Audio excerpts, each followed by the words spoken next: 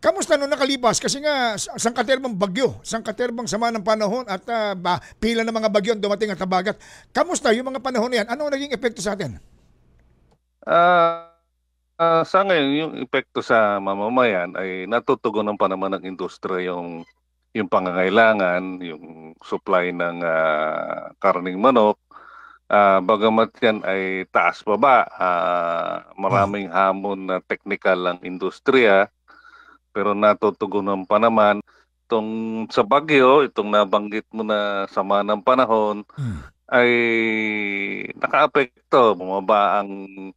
Matindi ang pagbaba ng presyo bago matapos ang buwan ng Hulyo. Ang mga 40 pesos na ibinaba niyan mula 160, meron ng 120 ngayon, 125. Farm gate, pero bagamat ganun kalaki na ibinaba ng presyo ay nasa 230 pa rin yung nakikita kong prevailing dun sa survey ng or monitoring ng bantay presyo ng DA.